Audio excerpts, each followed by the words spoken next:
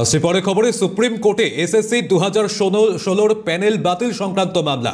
Supreme কোর্টে SSC 2016 panel বাতিল সংক্রান্ত মামলা কলকাতা হাইকোর্টে ফিরিয়ে দিল শীর্ষ আদালত। প্রতিনিধি ইন্দ্রাণী দাশগুপ্ত রয়েছেন আমাদের সঙ্গে। ইন্দ্রাণী, কি জানা যাচ্ছে? দেখো, আজকে যে মামলাটা ছিল 16,000 যে চাকরি বাতিল হয়েছিল সেই সংক্রান্ত মামলা ছিল এবং সেখানে এসএসসি পক্ষ থেকে একটা এসএলপি দায়ের করা হয়েছিল, যেখানে বলা হয়েছিল যে যারা প্রতিবন্ধী সেই টেন্টেড ক্যান্ডিডেটদের যাতে ইন্টারভিউতে বসার সুযোগ দেওয়া হয়। কিন্তু আজকে মাননীয় সুপ্রিম কোর্টের বিচারপতি সঞ্জয় কুমারের বেঞ্চ পরিষ্কার জানিয়ে দিয়েছে কোনো টেন্টেড ক্যান্ডিডেট নতুন যে ইন্টারভিউ বা নিয়োগ প্রক্রিয়া সেখানে কিন্তু সুযোগ পাবে না।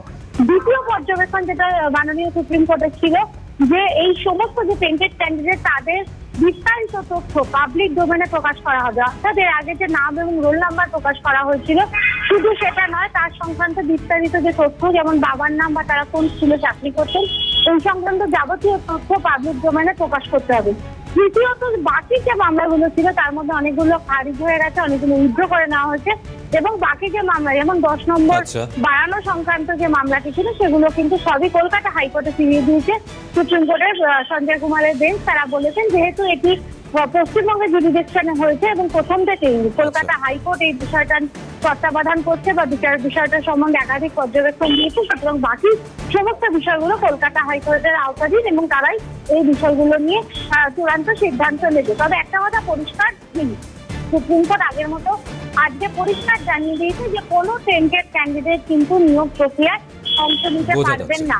এছাড়াও একটা জটিলতা ছিল যে এই 10 নম্বর বাড়ানো বা নতুন করে যে নিয়োগ হয়েছে এই সমস্ত বিষয়গুলো নিয়ে বারে বারে আইনজীবীরা বলছিলেন, মাননীয় বিচারপতি সঞ্জয় কুমারের সামনে নিজেদের আবেদন রাখছিলেন। তো সব বিষয়গুলোই কলকাতা হাইকোর্ট পরিষ্কার জানিয়ে দিয়েছেন বিচারপতি সঞ্জয় কুমার। ধন্যবাদ ইন্দ্রাণী।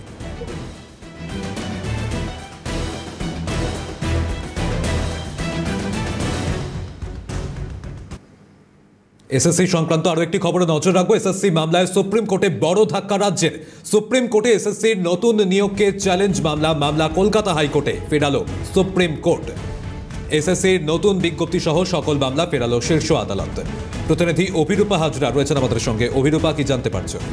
দেখো, নিয়োগ বিজ্ঞপ্তির সহ 10 নম্বর বাড়ানোর যে মামলা কলকাতা হাইকোর্টে ছিল সেই মামলাকে চ্যালেঞ্জ করে রাজ্য গিয়েছিল, অর্থাৎ এসএসসি গিয়েছিল সুপ্রিম কোর্টে। সেই মামলার ক্ষেত্রে রাজ্যের আবেদন নামঞ্জুর করে ওই সমস্ত মামলা হাইকোর্টে পাঠালো, কলকাতা হাইকোর্টে পাঠালো সুপ্রিম কোর্ট। সুপ্রিম কোর্টের নির্দেশ, যেহেতু কলকাতা জুডিকশনে পশ্চিমবঙ্গের জুডিকশনে এই মামলা অলরেডি চলছে, সিঙ্গেল বেঞ্চ এবং ডিভিশন বেঞ্চে মামলা চলছে, তাহলে কেন হঠাৎ করে সুপ্রিম কোর্টে গিয়ে আবেদন করতে হলো, যেখানে লোয়ার কোর্ট অলরেডি অর্থাৎ কলকাতা হাইকোর্ট অলরেডি মামলাটি শুনানি করছে এখনো পর্যন্ত, তাহলে কেন সেটাকে নিয়ে যেতে হলো হায়ার কোর্টে?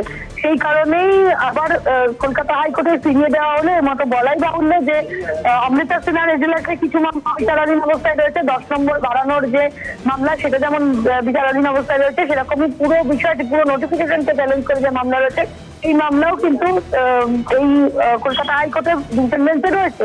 সুতরাং এই মামলাগুলি আবার পুনরায় যেমন চলছিল সেরকমই হিয়ারিং বিচারপতিদের ঘরে হবে, কথা বলাই রয়েছে। ধন্যবাদ অভিরূপা।